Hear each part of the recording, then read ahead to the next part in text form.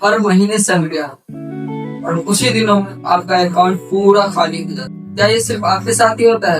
देखो, सच तो ये है कि बहुत से लोग कम पैसे कमाते हैं, लेकिन कुछ ऐसे मिस्टेक कर जाते हैं जिनकी वजह से लोग पैसे नहीं जोड़ पाते। तो आज मैं आपको 7 ऐसे मिस्टेक्स बताऊंगा जो अगर आज से ही आप अपने लाइफ में इम्प्रूव करते हो तो आपका धीरे धीरे लाइफ, फाइनेंशियल लाइफ और भी बेहतर होता जाएगा। नमस्ते दोस्तों, मैं मौली कुमार और इस चैनल पे हम फाइनेंस और टेक्नोलॉजी को सिंपल हिंदी आसान भाषा में समझने की कोशिश करें। देखो, हमारा 7 मिस्टेक में से पहला मिस्टेक ये है कि बजट ना बढ़ा। देखो, काफी सारे लोग बजट ना बढ़ाने की वजह से बहुत परेशान है। उनको पता ही नहीं चलता कि हमारा पैसा कहाँ जा रहा है। जब तक आपको ये पता नहीं होगा कि आपका पैसा कहाँ जा रहा है, तब तक आप पैसे को कंट्रोल नहीं कर सकते। देखो, एक सबसे सिंपल रूल रखो, जरूरी खर्चे, सेविंग्स और बाद में इधर उधर के खर्चे। देखो, हमारा दूसरा मिस्टेक ये है, पहले खर्चे और बाद में सेविंग्स। तो काफी सारे लोग क्या करते हैं, पहले अपना खर्चा देखते हैं फिर बाद में सेविंग की सोचते हैं। ऐसा करने से आपको लास्ट तक बहुत भारी पड़ सकता है। हमारा तीसरा मिस्टेक है इमरजेंसी फंड ना बनाना। देखो, अगर मान लो आपकी अगर आज जॉब चली जाए या फिर मेडिकल के लिए कुछ पैसे की जरूरत पड़ जाए तो आप उस समय क्या करें? बाकी अगर आपसे कोई पूछे कि आपके पास इमरजेंसी अगर फंड ना हो, अगर आपको 50,000 की जरूरत पड़ जाए तो आपका क्या आंसर होगा? अगर नहीं है तो सबसे पहले आपको ये काम करना है कि सैलरी आते ही सबसे पहले आपको इमरजेंसी फंड रखने की जरूरत है।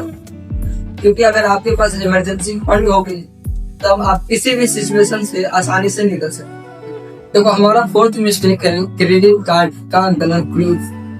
क्रेडिट कार्ड खराब नहीं होता, लेकिन अगर आप उसका गलत यूज करते हैं तो आपको कभी न कभी भारी पड़ सकता है। अगर बिल टाइम पे भरते हैं तो ठीक है, लेकिन इसका यूज आप छोटे छोटे काम के लिए कीजिए, जैसे मिनिमम पेमेंट करना या छोटी छोटी सी सामान खरीद के क्रेडिट कार्ड पे देना। ऐसा आपको करना कभी भी भारी पड़ सकता है। हमारा 5वां मिस्टेक ये है कि इन्वेस्टमेंट को डिले करना। काफी सारे लोग क्या करते हैं, बोलते हैं कि सैलरी बढ़ेगी तो हम इन्वेस्ट करेंगे, लेकिन इन्वेस्टिंग की सबसे बड़ी स्टडी टाइम ये है कि अगर आप छोटे अमाउंट से भी इन्वेस्टमेंट कर रहे हो उसको टाइम टू टाइम इन्वेस्ट करो और एक डिसिप्लिन में रहकर इन्वेस्ट करो।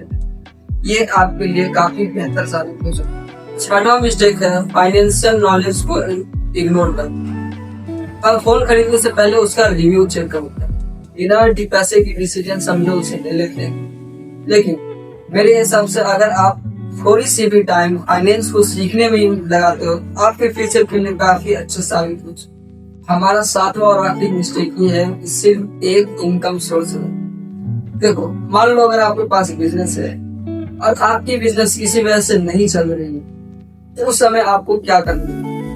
देखो, मैं बता दूं, उस समय आपके पास अगर इमरजेंसी फंड हो तो उस टाइम आप इमरजेंसी फंड का यूज कर सकते हो। मान लो अगर आपके पास इमरजेंसी फंड नहीं है तो फिर आप क्या करोगे? इसलिए आपको मल्टीपल बिजनेस करना बहुत अच्छा साबित है, क्योंकि एक इनकम सोर्स रहना किसी भी इमरजेंसी सिचुएशन के लिए अच्छा नहीं लगता। अगर आपके पास मल्टीपल सोर्स ऑफ इनकम है तो आप कहीं ना कहीं से पैसे की जुगाड़ करके आप इमरजेंसी सिचुएशन को हैंडल कर सकते हो। देखो, मिडिल क्लास होना प्रॉब्लम नहीं है, प्रॉब्लम ये है कि उन्हीं फाइनेंशियल कंडीशन को बार बार रिपीट करना जिससे तुमको वही रिजल्ट। आज की वीडियो में अगर आपको कोई सी भी पॉइंट आपके काम की आए तो आप अपने डेली लाइफ में उसे यूज करना जरूरी समझिए।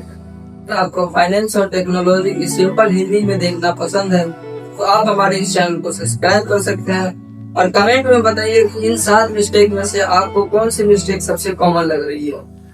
मिलते हैं किसी नेक्स्ट वीडियो में।